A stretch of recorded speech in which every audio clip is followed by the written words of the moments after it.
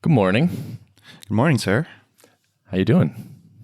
I'm doing well. Still recovering from 8 days in Vegas, which is way too long. That is a lot of days. Yeah, my voice is all jacked up. I thought I was coming down with a cold, but it doesn't seem to be developing to that. I just think my throat is extremely angry at me for that much dry air and smoke. It was interesting how many people actually complained about their voices hurting Yeah. in Vegas. I think just because a lot of the environments are kind of loud and people were talking all day when they normally wouldn't. Yep. It can be a strain. I definitely did my fair share of talking. The last night I was there, I was probably up until 12:30 or 1 talking about some deep technical stuff with Adam Wathan and Sam, another guy that I know from the internet. So yeah, it's been a little rough on the throat, but it was a great experience overall. Yeah, how did you feel about the conference? Great as usual. You know, I think the talks were super high quality. So I went to the growth edition, which happened earlier in the week. That's sort of the traditional MicroConf crowd, the ones that have been there since the beginning. So got to see a lot of old friends and catch up on what's been going on. And then I also stuck around for the starter edition, which are mostly people I don't know, but it's fun to see kind of the difference between growth and starter, where growth, I guess is a strong word, but like there's some people who come off a bit jaded sometimes just because they've been through the ringer for years probably, and they have a successful company. So it's kind of hard to impress that crowd with new knowledge. You know, most things have been said before. They've heard them before. It's like, yeah, well, tell me something I don't know. All nice people, but you know, you can just kind of get that sense. I found myself kind of calcifying a little bit over the years where it's like, yeah, I've heard the same advice. That starter edition, it's completely different. Everyone's bright-eyed. They're hearing like the first talks about idea validation and charging more money. And, you know, it just sounds like magic to everyone's ears. So it's kind of fun to be around that crowd that really is like vibing with all the, you know, kind of foundational MicroConf knowledge. That's a really interesting point that I hadn't thought about. That definitely is. Yeah. I could see that being like a really valuable thing about starter. Yeah. That's cool. I had an awesome time as well. This was my third MicroConf. Going into it, I felt really great. It was like I'm working on a fun new thing. I had a list on my phone of like people I wanted to make sure I caught up with, and there was like a lot of names, and have definitely made like a bunch of friends over the years. And I was thinking back to a thing I had forgotten, which is the first time I attended MicroConf, I was like intimidated and kind of scared because I had like done so many Ruby conferences, and I was used to going to conferences knowing like lots of people and feeling totally comfortable. And then I was like, had dropped into this new world where it's like, I don't have a reputation. I don't know people here. It felt surprisingly intimidating. I remember like noting that in myself. And I had kind of forgotten about that experience until I was thinking about like, oh man, I'm so excited for this. This is going to be great. I have all these people I want to see. I know what I'm going to do. And it was just an interesting change.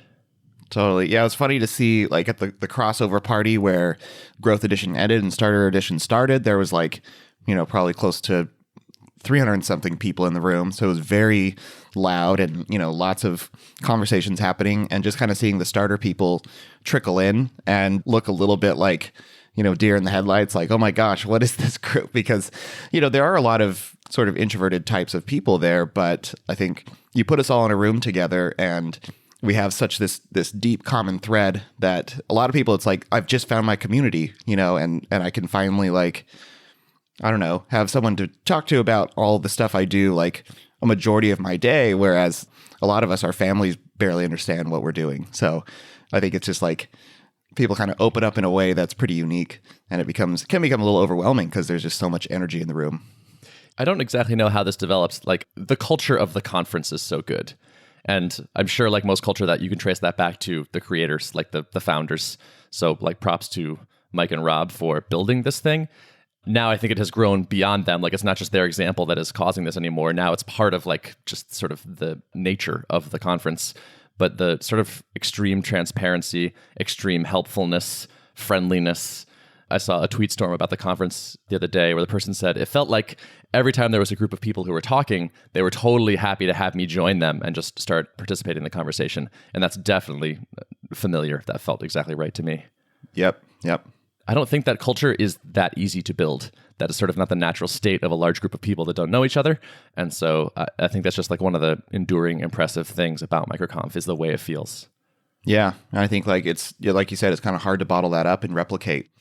I think they've just hit on something really great and a great community of people who kind of are aligned on how to approach, newcomers and each other and everything. So it's really awesome. Mm-hmm. It's also interesting. Like I think MicroConf probably is producing possibly millions of dollars of wealth of value per year, where it's like I feel like every time I go, I get a couple ideas that are really substantial and I think have a lot of potential to move the needle.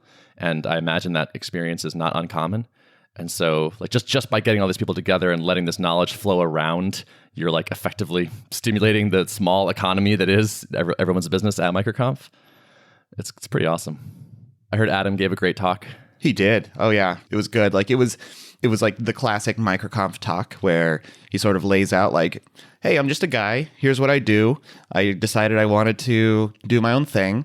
So I tried making info products. Or at first he was like, I tried making a SaaS and it was not successful at all. He banked like a couple $1,000s over the course of a few years from it. So he was like, okay, going back to sort of the stair-step approach, I decided I'll do some info products and launch these things. And here's my numbers, like big money shot where it's like, and this is my total revenue over the last 2 years. And everyone sort of just, silence falls over the room. Everyone's in awe. And then it's like, and you can do this too. And here's how I did it. And it was just chocked full of actionable, like, here's how I built my audience. Here's how I got Twitter followers. Here's how I, approached developing the courses. And it was just point after point was like, dude, if you're in the market for like developing info products, then this was like the best thing you could possibly hear. Awesome. It was awesome. That's great. I had a suspicion he was going to be great because he helped me so much with refactoring Rails, and just I've appreciated his advice in the past. So I wasn't shocked to hear it went well, but I'm still psyched for him. Yep, totally. Good job, Adam. Yeah, props, Adam. Yeah. There are notes available from those talks if people want to go check those out. We can drop a link to that in the show notes for the official recap notes. Yep. But yeah, any other talks stand out to you? The talks I enjoyed the most this year, I think, were the ones around copywriting, because I've been doing a bit of writing, just like landing pages and email copy and things like that. So there was one from, I think her name was Nadia. Her last name's escaping me right now, but she spoke about how to produce viral content, or content that has potential to circulate virally. Not that I would like make viral a core like strategy or something, but if you can infuse virality into your content, then it just has a better shot of being amplified. So there were some great action items from that. There's talk about injecting humor into your copy, which I think, as I think about like what made Slack so successful compared to all the other tools, because they were certainly not the first to market, I think a lot of it is just sort of how the product feels and the friendliness of Slackbot and just sort of the micro copy and the onboarding and the whole experience. All those little tiny things add up to just form this product that people fall in love with. I've been thinking a lot about how can I achieve similar results. And I think one of them is just, not having sterile, dry copy, but copy that talks to you as if, it's your friend and makes you laugh sometimes. And I think that's like a very important psychological component that endears you to the product you're using. So yeah, I like that a lot. Like, it's crazy what a tiny little bit of like a one-line bit of microcopy can do to making something feel like considered and smart. Just yesterday, I was using an app called Hotel Tonight, which is full of those little good UI details. I'm in the app on my phone. They're like, we just sent you a confirmation email. Go ahead and click that. Don't worry, you won't lose any of the stuff over here. Everything you just entered will be waiting for you when you come back. And it like immediately answered the first question I had. And it was just the perfect little like understanding of where my mind was at, and like a reassurance. It's like, oh, that's just so slick and so well done. Yeah. I love that stuff. I love it when apps do that, when it's like, I just get the sense of fear, like, oh no, am I going to lose my stuff? And then boom, it's like perfectly placed. Yeah, that's awesome. Mm-hmm. Right. It's like the instant the question popped into my head, the next thing I read was like, this is the answer to the question. Yeah. Yeah. And who knows if like they're doing lots of user tests? Probably. I feel like that's the best way to uncover that kind of stuff. Is like actually watch someone doing it. And like one day someone goes, will I lose my place if I click over? And they go, oh, we should totally say that we, or maybe someone just thought of it, just figured it out. But however they came to it, I was impressed. Right. Yeah, that's cool. Yeah. What about you? Favorite talks? My favorite talk was actually Justin Mayer's talk, which was growing FOMO from 20K to 80K a month, I believe was the title, something like that. It was just kind of a classic MicroConf thing where it's like, I took a thing and made it better. Here are the ways that we made it better, and some stuff that worked and some stuff that didn't. That kind of talk is my favorite, I think, where it's like, here's a sort of hard thing we did, and here are the tactics that worked for doing the hard thing. I get a lot out of those, and I just find it inspiring. So, props to him. It's a mix of tactical and inspiration. Like the tactical takeaway is that these things worked for us, and your mileage may vary, but it's all about the process of doing the grind a little bit and just kind of figuring out, like trying stuff out, seeing what works, seeing what doesn't, and recognizing quickly when something's not working and moving on to the next thing. And the bigger takeaway is like, we did this and it's not rocket science. Like you can do it too. And maybe these exact things won't work, but it's totally within reach if you just put in the work. I was reading the notes from some of the starter talks because I only attended growth, and Patrick McKenzie gave a talk, and there was some line in it that was something like, the trick is actually just to show up every day and try to make your business a little bit better, and do that for years. And that rings so true to me because basically everything good in my life has come because of that. It's like everything I'm good at or anything that has been a substantial achievement was basically just showing up most days, putting a little effort in, moving the thing forward a little bit, and just trying and making plenty of mistakes along the way, but like continuing to work at it. Yeah. And I think if you can establish a solid foundation where you're beyond like maybe a revenue level that can support you comfortably. And then I feel like beyond that, everything else is just like, you can either set a lofty goal and try to grow fast and grow really large, or you can choose not to go at that pace and know that like, as long as you're incrementally improving, it really doesn't matter what your growth rate is so much, as long as you're making progress. And I think that could be a really good way to live, you know? It seems to me that when you guys were working on Drip, you chose the growth thing. Like you were reinvesting really heavily, hiring lots of people and trying to grow really fast. Does any part of you regret that approach? Do you wish sometimes you had taken it a little slower?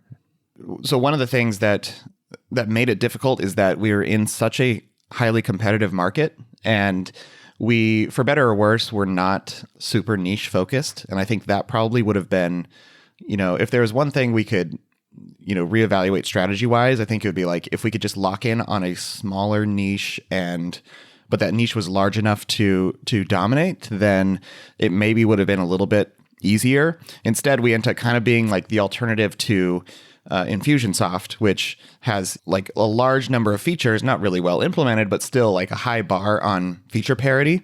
It always felt like we were, once we determined we were going to do marketing automation, it was like, okay, we have all these areas to catch up to try to, get refugees from this product that has poor user experience. There was that component, and there was also the component of scaling challenges where we sort of needed to add engineers if we weren't going to always be understaffed on kind of the technical scaling side of things. And from the first few weeks of taking in analytics data, we were already like outgrowing our database and had to like allocate time to finding creative ways to store data. So it was a tough, I guess, category of app to go with the approach of slow, steady growth. Like I feel like we always had to be resourceful. And then every time we got more MRR, there was usually a position that we were desperately in need of hiring. So I think it was just the fact that it was such a highly competitive market, and we sort of bit off a large amount of work to get done to reach parity, made it a little tricky. Sure, it would have made it hard to have taken that slower approach. Yeah. Could you see that in Level's future? Do you think that vibe is maybe more what you want now? Yeah, for sure. Like I think, that's why I want to focus in on software developers. I don't want to be, even to start with, I don't want my positioning to be like, this is for all makers of all industries where you're making things, because I know that, there's going to be a long tail of demand for various features that may or may not overlap with each other. And, if I can just build the best darn communication tool for software teams that deeply integrates with all the tools that most software developers use and and fits our workflow like a glove, then I know I have a good shot at carving away at least a decent sized niche from Slack. And the scope is just much more manageable. So my goal is to kind of like try to stay as narrow as possible for as long as possible without being too narrow, which I think helps that it's like such a big market. That was another theme I heard, was just like, don't be afraid of going into large markets, because carving away a niche out of a large market is probably the best thing you could do, because there's room to grow, but you can also, when you hyper specialize, you can be the best for that specific niche out of the large market. Yep. Nice. I like it. Yeah. So I had a crazy coincidence happen to me. Oh, yeah? A couple days ago. Yeah. A friend of mine texted me and says, "Hey, the guy whose research you're basing your company on is staying at my house. Do you want to meet him?" What? Yeah. That's what I said. This is like an unrelated friend who like I don't know through any sort of business thing. Like I know him through a barbershop, actually, through singing. Wow. And yeah, I was just like, what is this text? How is this happening to me? And it turns out they just like his wife and this like person happened to be friends, and he was in town, and yeah. So that is nuts. In Boston? Yeah, just outside the city. Wow. Yep. So did you do it? Yeah, of course. You kidding? Of course. I would have cleared anything from that schedule to do this. So the three of us all met up with this person and got to like basically go deep on this research and approaches and ideas for like a couple hours over dinner. And it was super helpful. Wow, that is so awesome. Yep. All these like lucky things seem to keep happening. Yeah. It's like, at least so far, this journey has been sort of like blessed. Like all these like lucky pieces keep falling into place. Yeah. Yeah. So I'll take it while it's lasting. Wow. It's pretty exciting. I mean, obviously you told this researcher about the kinds of problems you want to tackle, and was there an agreement from them that like this is a great use case for the technology? Kind of yes and no. Like one of the interesting takeaways is that there's a difference between this thing works in a paper in these laboratory conditions and this will work generally. One example, the resolution that all the tests of this technology was run at was fairly low. And it's actually reasonably likely that like our customers are going to want to send 4K, across the wire. He's like, we didn't write it for that. We didn't test it for that. It may be, that just even like encoding the screen that's that size, it becomes a huge bottleneck. It was sort of mixed takeaways. Like some of them were like, okay, that sounds good, and that sounds not as good. So, but I feel like we at least have a more accurate understanding of the landscape. And so it's like, okay, we know like this is possibly an axis along which we can kind of like get some value out of, or like these are some things to explore. These are some things that are maybe less valuable. It wasn't all good news. It wasn't all bad news, but at least I feel like we know more, which is cool. I have a question for you. Yeah. Have you considered making your first implementation pass use WebRTC and then like circle back and try to like bake in this more risky, more of a wild card type of technology? We have, yeah, in fact. And that actually seems to be the prevailing of the three of us. That one excites me kind of the least, but it excites like the two guys think it's like a good idea. Partly because we're going to be using WebRTC to handle the connection. Like WebRTC has some nice code for like punching holes through firewalls and things like that, and negotiating the speed and the resolution and all this stuff. And also audio, which is actually what Screen Hero did. They use WebRTC for all those bits. And so we are already going to be using WebRTC for a bunch. And so it's like, well, why not just turn on the screen sharing? And that becomes, the version 1. And it's not going to be better in the ways that we hope to be better, but at least it's a product. Yeah. So that probably is what we'll do. I don't know if that actually will make it into like, okay, this is the MVP, now people should use it. Or if that's just like, okay, we know this thing roughly works. Now let's see if we can improve it or not. Yeah. We'll see. I still don't know if there's a great alternative. I mean, maybe some products like Zoom or some other things have this kind of built in, but I've heard it's just not a super smooth experience. Like, so I wonder if just having this tool that's like, we are hyper focused on this use case and you could build some features around specifically the code sharing thing. And maybe it's using, maybe WebRTC is not the technology you want to stick with forever, but it seems like even that implementation, I would still like to use because I still sort of don't have any alternative, Yeah. Yep. I think that's reasonable. It's funny. I feel like the rational part of me and the emotional part of me have different opinions on this, where it's like the rational part of me says, yeah, obviously, like the MVP is not going to be great, and you just have to accept that. And like people will use it, and they'll be like, yeah, this is like, it's not obviously better than other things I've used. The emotional part of me is like, oh no, like I want us to be better. That's the whole point, is that we're going to be better. But then, the rational part's also like, yeah, that's not how MVPs work. Like the MVP is not like, here's this thing that's obviously better than what is out there. It's like, this is the kernel of an idea that will, steadily improve, and our only job is to improve it based on your feedback. So having a little trouble accepting that one. We'll see.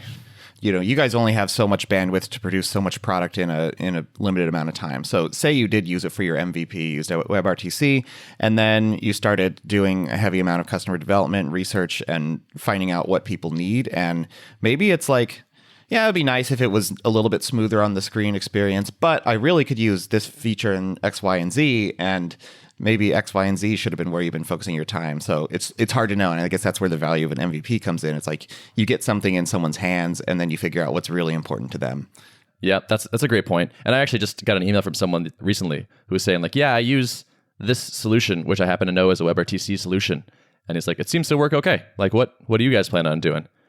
And so it's like some people don't have the problems with WebRTC that I expect them to. So that's a good point. Yeah. I think for sure we will implement like WebRTC screen sharing. As to whether or not that sees the light of day, I guess we'll figure it out. But I am tempted to get the alpha going, ASAP. So if that lets us go way faster, we can just, and like we would just certainly tell people like, hey, this is not intended to be our final solution on this. This is an area that we want to improve a lot on. And over like years, we probably intend to like wring more and more and more performance out of this. But as of today, here's what we're using. Yep. And there's already some interesting things. So I'm not quite ready to talk about it, but like I've been thinking a lot about positioning and how that positioning affects our UX and our pricing and our marketing and all this stuff. And I already think we have some interesting things that will be popular, I guess, that we can do. So even if we're offering the same sort of WebRTC based screen sharing, the UI and how it works and what it looks like will be a better fit for our niche. So we could play up those things early on, and so maybe it might just make sense. Yep. Yeah. But yeah, I'm feeling pretty good about things. Cool. Yeah. So I saw you tweeting about kind of polling the audience about naming, and yes. then you posted that you had settled on something. Are you ready to talk about that? Yeah, totally. When I announced to my former coworkers that I was leaving, they were like, "Oh, wow, that's crazy! Like, what are you doing?" And I told them, and I was like, "They're like, what are you going to call it?" And I was like, "I don't know yet. I need some sort of name that's like kind of nerdy that will work for us because we definitely want to target developers. So I want something that's actually has a little bit of like a shibboleth quality to it, where it's like, oh, you get the joke if you're a programmer." One of my coworkers immediately said, "Tuple." And I was like, ooh, a tuple is a thing that takes two things and turns it into one thing. It's nerdy enough. I just loved it right away. And so I was like, oh man, that's really good. And so that became the first thing on the list. And that became like the unofficial name in our heads. And then we were at MicroConf and like kind of like testing the name by telling it to people, and had a couple like sort of not as good experiences where someone was like, I don't really like it. Like, how do you spell it? Like TOOPAL or something. So it was kind of like, yeah, there's like a couple people were saying like they wouldn't know how to spell it. They did like they guessed wrong how to spell it. A couple people who were even programmers like hadn't heard of the term before, or like, is that a math thing? I was like, well, yeah, sort of. It wasn't an obvious win talking to people. And so we were like, all right, well, we have this window where like it's easy to change. So like, let's at least explore. And so we explored like crazy. And like spent like a lot of time looking for domains and thinking of names, and like nothing ever struck us as well as Tuple did. And so after a lot of thought and a lot of exploration, we decided to just come back to the original idea and go with that. And it's like, yeah, some people will misspell it, whatever. I bet they'll figure it out. Like Google has a spelling corrector. It's pretty smart. If they have to add an extra keyword to the end of it, yeah, we're going with it. Cool. Yeah. I think when I first heard it, I was like, my only skepticism came from like me. I already know what the term is. And I'm like thinking, putting my business hat on, am I like, is this too obscure? Like, are people not going to know what this is? But I think it ultimately doesn't really matter. And a lot of companies choose names that are completely unrelated to whatever they're doing. Like think Stripe, like Stripe has really nothing to do with, like they found it purely by like searching domains and seeing what .coms they could acquire, so it was like, it really proves that usually names don't really matter. And so I think the fact that there is this kind of like clever connection, and if you get it, you get it. And if you don't like it, who cares if you don't really get it? It's just a name, so. Yeah, exactly. Like what does Trello mean? Like nothing. Right. Who cares? What does Google mean? Nothing, really. So if we do a good job and have a good product, I think it will not hurt us. So I have an interesting story related to that. This was actually right after the meeting with that research guy. The three of us were like in a car together and we're like, let's just go with Tuple. Like we spent enough time on this. We like nothing as much as that. We had talked about registering tuple.co, which was available. And we're like, let's just do it. Let's spend the money. Let's go. Let's just solidify on this. So they're like, all right, do it right now. And so I was like, okay. So I pull up my phone and the two guys, my two co-founders in the back seat of this Uber. And I go to register it and it's taken. Oh, no. And I was like, oh my God, that's brutal. And I realized that the podcast episode, I had talked about it and had mentioned the name and it had come out already. So usually like the podcast like have like a week lag, and it came out like that like the next day or like really fast. And it was like, wow, some jerk heard me talking about this on the podcast and registered it behind me. And I was like, guys, I think this is what happened. And I felt really crappy. I felt like I had screwed up. I had made like a terrible decision to talk about this thing, which wasn't actually in our possession. And like, I felt really guilty. And they bounced back so fast. They're like, that's all right. We'll figure something out. Like, we'll do a different thing. Like, maybe we can like reboot the name thing. We'll find something different. They were like upset for like 5 seconds. And then they were like, don't worry about it. It's fine. We'll figure it out. It's going to be all right. It's going to be cool. And then I realized that I had misread the interface, and it actually was still available. I was like, oh my God. Was it like in use, but still like up for sale or something? Is that what? Exactly. I had forgotten that it was like registered, but for sale. And so I went to register it, and it was like, this is not available. And I was like, oh no, it's not available. And I forgot that like you have to just go to GoDaddy and like buy it through their auction service. Through the auction thing. Yeah. Oh, yeah. Oh, and so I was like, oh my God, it is. And I went and then I bought it, and it was like, oh man, we have it. But it was like that experience actually was like, that's when I started to think like this might work, because they bounced back. So like, I was like, there was a clear scapegoat. I screwed up. It was definitely my fault. I harmed the company and us like through my actions and like, just bad judgment. And they like processed it in like no time at all and were totally cool and moved on. Wow. And I was like, that's a great learning experience. That's like that's a slice of the kinds of stuff you guys are gonna have to go through together as a team, probably maybe on a monthly basis. Or there's always going to be something that's kind of adversity. And so, yeah, I think this is great. Like, what a great ending to a few like gut-wrenching moments, right? Right. Yeah, exactly. And so like it was so cool to like have that experience and that like affirmation, and then also get the domain. Yeah. It was like so that's cool. Awesome. Yeah. So tuple.co is going to be Sweet. us. Yeah. Very nice. Yeah. So on the domain front, I had level.space, and I had felt pretty settled on using that. I talked to people. Most people agreed like, oh, that's actually cool. Like, I had some variations of .coms that had other words appended to them, and it's just like, doesn't feel like level.space feels pretty cool. If you're gonna embrace the alternative TLD, just go all in and get a clean like level dot on there. So I felt pretty good about that. I was starting to use it. I had put my landing page up on it and stuff, and then what had been floating around in the back of my mind was the .app domain, because Google had announced they were going to release that and gradually roll it out. And I think it becomes generally available tomorrow, like May 8th, I think, is when you could just go and sign up for one. And they had like a week period leading up to that. That was sort of their early access. Like, you could pay a little bit extra to registrars to get in earlier. Like, you could put in a pre-registration for it.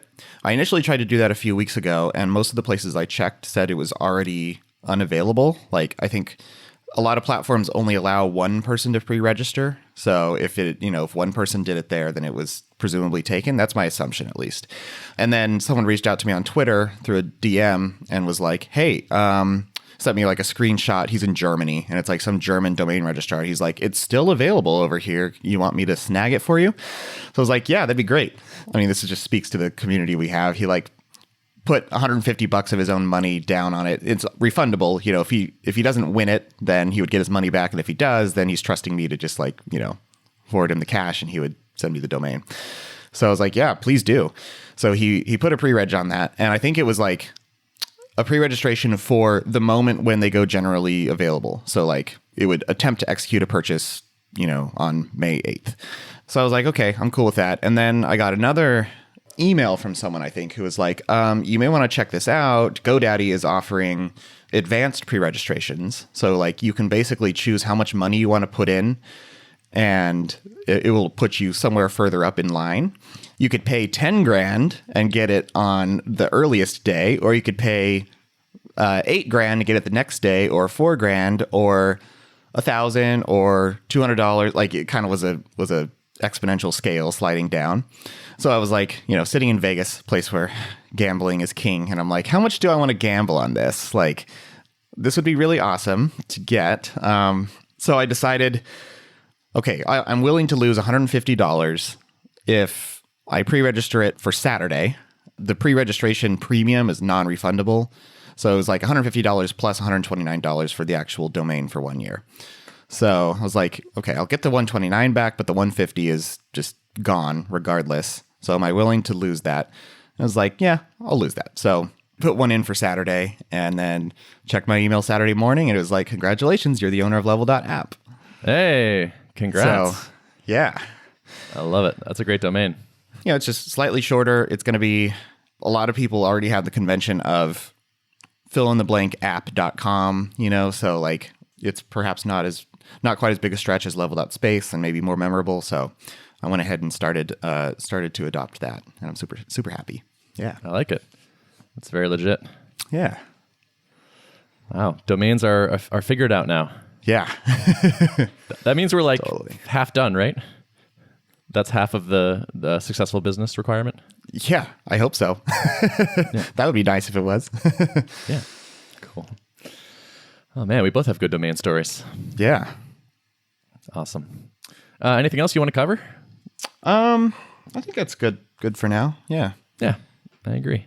Cool. Well, if people wanted to access the show notes for this episode, They could find them at artofproductpodcast.com. I bet they could. Good talking to you. Oh wait, too, man. quick thing. Oh, yeah? I'm flying to Hong Kong tomorrow. Oh, okay. And I'll be there for a couple weeks, and so maybe we'll record, but probably we won't.